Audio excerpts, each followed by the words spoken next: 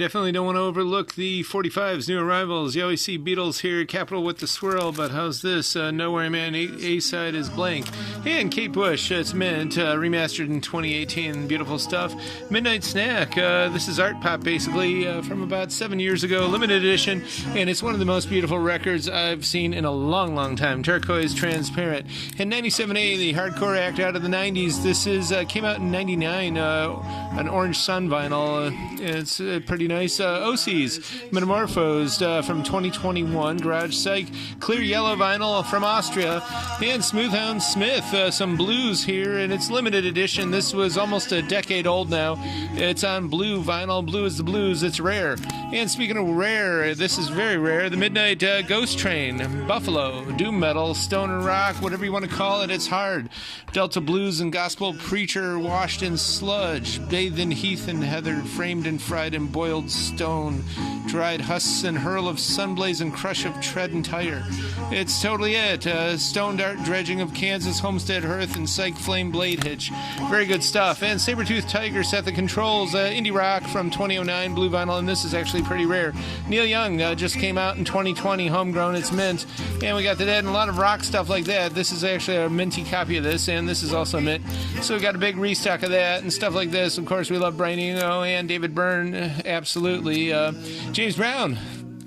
Good copy of this from 1970, and James Gang. This is actually pretty darn interesting because this is Jim Fox's personal copy, and he put some notations on the back, and same with this is also Jim's, and he stamped these with the James Gang stamp. This one as well. Book of Love, they have just such a terrific sound and also such a unique sound. Just awesome, beautiful synth pop. I believe they were out of Philly. They went to school together, at least two of them, but we've always been major fans of them. And same with the brand new Heavies, probably the greatest acid jazz band of all time from 95. A nice copy of Mind Trips. And Wolf with two O's, Avant Punks, making a stinking scene out in the UK. This is over a decade ago now, 400 copies, and this is one of them. And this was only 100 copies on this one, posing and improvising, so they are good at both actions there. This is actually blue clear vinyl.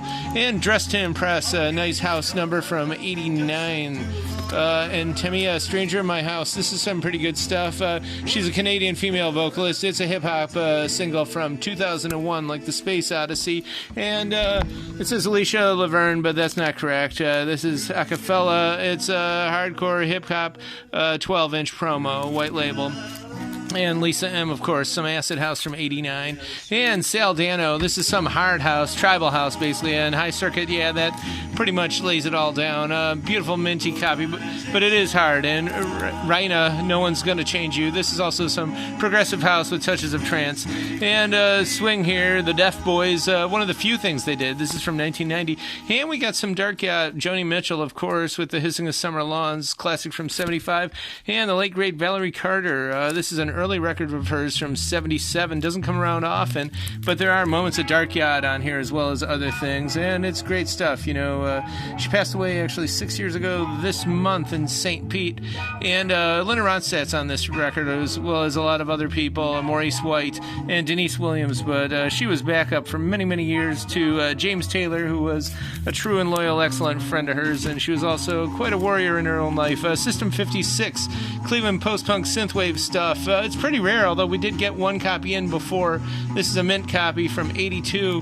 Really good stuff. And this is probably even rarer. Tag You're It, with the funny spelling there. It's synthwave in its way, too. Also from Cleveland from 85, Dark Synth.